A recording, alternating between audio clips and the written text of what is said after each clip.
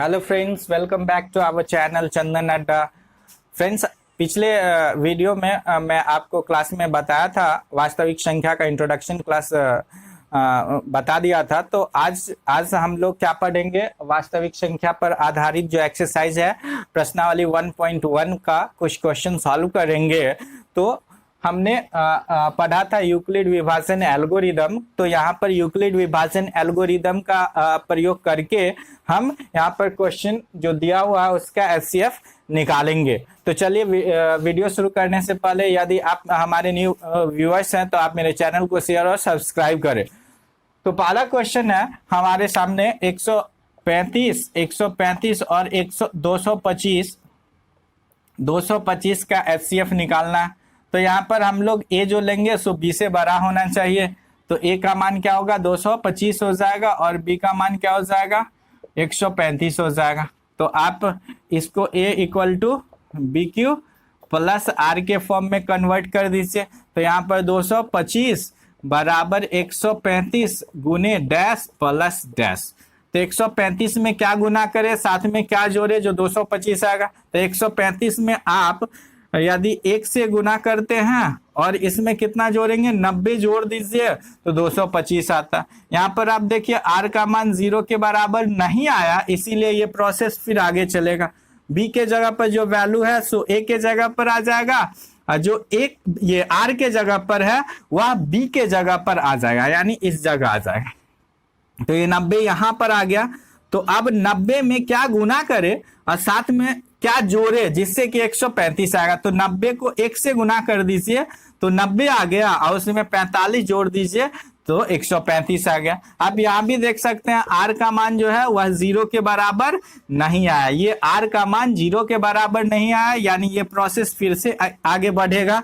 यानी 90 को और आर के जगह पर जो वैल्यू है उसको बी के जगह पर लिख देंगे। अब इसको क्या चीज से गुना करे और साथ में क्या जोड़े जो 90 आएगा। तो 45 को 2 से गुना कर दीजिए तो 90 आ गया, शेषफल कुछ नहीं 0 हो जाएगा।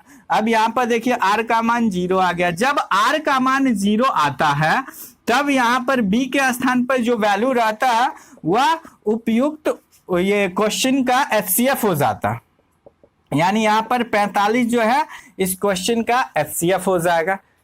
तो इसी तरह दूसरा क्वेश्चन हम बनाएंगे। दूसरा क्वेश्चन क्या है, 196 और 38220, इसका एचसीएफ निकालना। तो आप यहाँ पर ए कौन सा हो जाएगा, 38220, और बी क्या हो जाएगा, 196। तो यहाँ पर ए लेस देन बी है, ये ए ग्रेटर देन बी है, इसीलिए इसको हम क्या लिखेंगे, a equal to B Q plus are के फॉर्म में लिख देंगे। अब यहाँ पर 38,220 बराबर 196 में कितना से गुना करे और साथ में कितना जोड़े जो यह आएगा। तो 196 को 195 से गुना कर दीजिए तो ये पूरा वैल्यू आ जाता है, यानी शेषफल 0 होता है। तो जब शेषफल 0 आ जाता है तो हम क्या कहते हैं, बी के जगह पर जो वैल्यू रहता है वो एचसीएफ हो जाता है। तो यानी 196 जो है इसका एचसीएफ हो गया। तीसरा क्वेश्चन इसी प्रकार हम लोग बनाएंगे। क्या है तीसरा क्वेश्चन, तीसरा क्वेश्चन में 867 और 255 यानी 867 और 255 का एचसीएफ निकालना है। तो 867 और 255 का निकालना है। तो यहाँ पर ए कौन सा हो जाएगा, ए 867 हो जाएगा और बी क्या हो जाएगा, 255 हो जाएगा, यानी a is greater than b है। तो इसको a equal to B Q plus are के फॉर्म में कन्वर्ट कर देंगे। तो 867 बराबर 255 गुने कितना गुना करे और साथ में कितना जोड़े। तो आप बताइए कितना गुना करे, 255 को 3 से गुना कर दीजिए तो कितना आ जाएगा, 3 से गुना कर देंगे तो यहाँ पर भागी दे दीजिए। 255 को 867 में भाग देना है। तो 3 से 3 पचे 15, 3 पचे 15, 1 16 के 6, 3 दूना 6, 1 7, 765 आ गया। तो यहाँ पर 2 0 1 102 आया, यानी शेषफल 102 लिख दिए यहाँ पर शेषफल। देखिए आर का मान 0 के बराबर नहीं हुआ, यानी ये प्रोसेस फिर आगे चलेगा। 255 बराबर आर के जगह पर जो वैल्यू है सो ए के जगह पर ले आएंगे 102 गुने डैश प्लस डैश। अब बताइए इसको कितना से 102 को कितना से गुना करे और कितना जोड़े जो 255 आएगा। तो यहां पर क्या करेंगे 102 को 2 से गुना कीजिए तो 204, 204 में 51 जोड़ दीजिए तो 255 आएगा। यहाँ पर फिर देखिए आर का मान 0 के बराबर नहीं आया, इसीलिए ये फिर आगे का प्रोसेस बढ़ेगा, यानी 102 बराबर आर का वैल्यू एक बी के स्थान पर आ जाएगा 51। तो अब 51 में कितना गुना करे और उसमें कितना जोड़े जो 102 आएगा। तो 51 को 2 से गुना कर दीजिए तो 102 आ जाता है, यानी शेषफल 0 हो जाएगा, यानी आर का मान 0 आ गया। जब आर का मान 0 आ जाता है तो बी के स्थान पे जो वैल्यू रहता है वो इसका एचसीएफ हो जाता है, यानी 51 इसका एचसीएफ हो गया। तो आप इसी तरह से किसी भी प्रश्न का एचसीएफ यूक्लिड विभाजन प्रमेयिका का प्रयोग करते हुए तो प्रयोग करके आप एचसीएफ निकाल सकते हैं। चलिए अब दूसरे क्वेश्चन पर आते हैं। यहाँ पर दूसरा क्वेश्चन कहता है दर्शाइए कि कोई भी धनात्मक विषम पूर्णांक 6q + 1, 6q + 1 या 6q + 3 या 6q + 5 के रूप का होता है, जहां q कोई पूर्णांक है। मतलब हमको यह दर्शाना कि किसी भी धनात्मक पूर्णांक जो है, किसी भी धनात्मक मतलब विषम पूर्णांक जो है वह 6q + 1 या 6q + 3 या 6q + 5 के रूप का होता है। तो आप जो यूक्लिड विभाजन प्रमेयिका का प्रयोग आप पीछे सीखे हैं बस उसी का यूज करेंगे। तो यहाँ पर मान लेंगे, यहाँ पर मान लेते हैं, माना कि दो धनात्मक पूर्णांक ए और बी इस प्रकार हो कि ए बराबर BQ + R, जहां 0 is less than equal to R और R is less than equal to B है। अब दो धनात्मक पूर्णांक ए और बी लेते हैं तो यूक्लिड विभाजन प्रमेयिका का प्रयोग करके हम उसे a = BQ + R के फॉर्म में लिख सकते हैं। तो आप यहाँ पे देख रहे हैं b का वैल्यू क्या हो सकता है, यानी 6 हो सकता है, यानी हम इसको लिख सकते हैं a बराबर 6q + R, जहां 0 इज लेस देन R और R इज लेस देन 6, यानी b का वैल्यू क्या है 6 है। तो b का जब वैल्यू यहाँ पर b बराबर 6 दिया है तो b का वैल्यू जब 6 होगा तो इसके इस तरह रूप में लिख सकते हैं। तो शेषफल जो है r बराबर 0, 1, 2, 3, 4, 5, यहाँ पर 6 से छोटा लेना, 0 के बराबर और 6 से छोटा, तो 0 से लेके 5 तक कोई भी इसका शेषफल हो सकता। तो यानी a को हम संख्याओं 6q, 0 लेंगे तो 6q और फिर 6q प्लस शेषफल यहाँ पर 1 रखेंगे तो 6q + 1 हो जाएगा। फिर अगर शेषफल यहाँ पर 2 रखेंगे तो 6q + 2 हो जाएगा। इसी प्रकार यहाँ 3 रखेंगे तो 6q + 3 हो जाएगा। फिर यहाँ 4 रखेंगे तो 6q + 4 हो जाएगा और लास्ट में 6q + 5 के रूप का हो सकता। यानी हम यहाँ पर या तो कोई भी संख्या 6q जब उसका शेषफल 0 हो तो होगा, जब शेषफल 1 हो तो 6q + 1 हो जाएगा, यदि 2 होगा तो 6q + 2 हो जाएगा, 3 होगा तो 6q + 3 हो जाएगा, 4 होगा तो 6q + 4 हो जाएगा और 5 होता है तो 6q + 5 के रूप में हम लिख सकते हैं किसी भी पूर्णांक को। लेकिन हमें यहाँ पर विषम पूर्णांक को किस रूप में लिखा जा सकता है वो प्रूव करना। तो आप यहाँ पर देख सकते हैं चूंकि 6q और 6q, 6q + 2, 6q + 4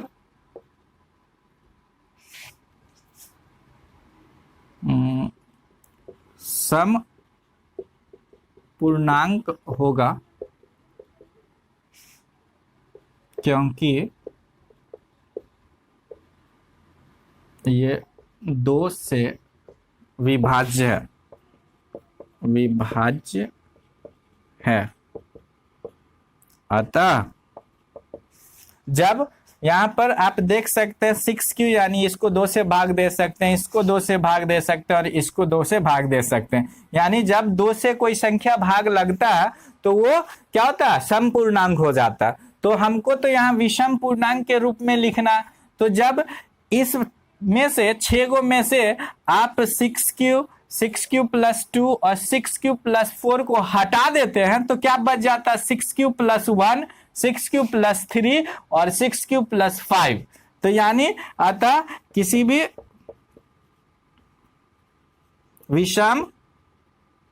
विषम पूर्णांक को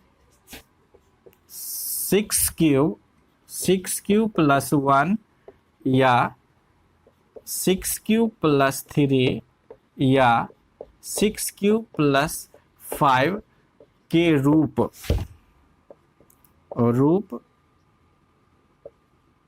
में लिखा जाएगा। तो यह हमारा आंसर हो गया। तो किसी भी पूर्णांक, विषम पूर्णांक को हम 6q प्लस 1 या 6q प्लस 3 या 6q प्लस 5 के रूप में हम लिख सकते हैं। चलिए अगला क्वेश्चन पर चलते हैं हम लोग। तो अगला क्वेश्चन आपके सामने, तीसरा क्वेश्चन हम लोग सॉल्व करेंगे। किसी परेड में 616 सदस्यों वाली एक सेना 616 सदस्यों वाली एक सेना की टुकड़ी को 32 सदस्यों वाले एक आर्मी बैंड के पीछे मार्च कराना है। यानी 32 सदस्यों वाली आर्मी बैंड के पीछे मार्च कराना है। दोनों समूहों को समान संख्या वाले स्तंभों में मार्च कराना है। उन स्तंभों की अधिकतम संख्या क्या है जिसमें वे मार्च कर सकते हैं। यानी हमें बताया जा रहा है कुल सदस्यों की संख्या 616 है और 32 सदस्यों की टुकड़ी बना करके वो समूह बनाना है जिसमें उनको मार्च करवाना है। तो पूछा जा रहा है कि कितने स्तंभों की संख्या है जो उन बैंड के साथ मार्च कर सकते हैं, वह बताना। तो यहाँ पर भी यूक्लिड विभाजन का प्रयोग करते हुए हम इसका एचसीएफ निकालेंगे, वह हमारा आंसर होगा। तो यहाँ पर दो संख्या जो दिया है वह a बराबर 616 और b का मान क्या दिया है, 32 दिया। तो बस विभाजन एल्गोरिदम का प्रयोग करेंगे। उससे क्या हम क्या लिख सकते हैं, a equal to B Q plus are के फॉर्म में लिखेंगे। तो यहाँ पर 616 बराबर 32 गुने डैश प्लस डैश। तो आप अच्छे से समझ गए यूक्लिड विभाजन प्रमेय का। तो आप इस क्वेश्चन का आंसर बताएंगे कि इसमें 32 में क्या गुना करें और उसमें कितना जोड़े जिससे कि 616 आएगा। तो 32 में यदि आप 19 से गुना कीजिएगा और उसमें 8 जोड़िएगा तो 616 आ जाता है। अब फिर यहाँ पर देखिए r का मान 0 नहीं आया, इसीलिए ये प्रोसेस आगे फिर चलेगा। तो यहाँ पर 32 है, b के जगह पर उसको a के जगह पर लिख लिए और जो r के जगह पर वैल्यू है उसको b के जगह पर लिख लेते हैं। तो 8। तो यहाँ पर 8 में क्या गुना करें और इसके साथ क्या जोड़े जो 32 आएगा। तो 8 में आप 4 गुना कीजिएगा, जब 8 में 4 गुना करेंगे तो 32 हो गया। तो यानी शेषफल कुछ नहीं बचा, 0 हो गया। तो यहाँ पर जो है शेषफल क्या हो गया, 0 हो गया। जब शेषफल 0 होता है तो b के स्थान पर जो वैल्यू होता है वह उसका एचसीएफ होता है। तो हम यहाँ कह सकते हैं एचसीएफ बराबर 8 हो गया। तो हमें क्या पूछा जा रहा है, आप दोनों समूहों में समान संख्या वाले स्तंभ में मार्च करना है। तो उन स्तंभों की अधिकतम संख्या क्या है। तो यहाँ पर इसलिए स्तंभों की अधिकतम संख्या क्या होगी, 8 है, जिसमें वे मार्च कर सकते हैं, कर सकते हैं। तो इस प्रकार ये प्रश्न का आंसर हमारा कितना आया, 8 आया। तो शेष 2 क्वेश्चन बच गया, तो अगले वीडियो में हम शेष 2 क्वेश्चन को सॉल्व करेंगे। आई होप आपको यह वीडियो अच्छा लगा होगा। So thank you.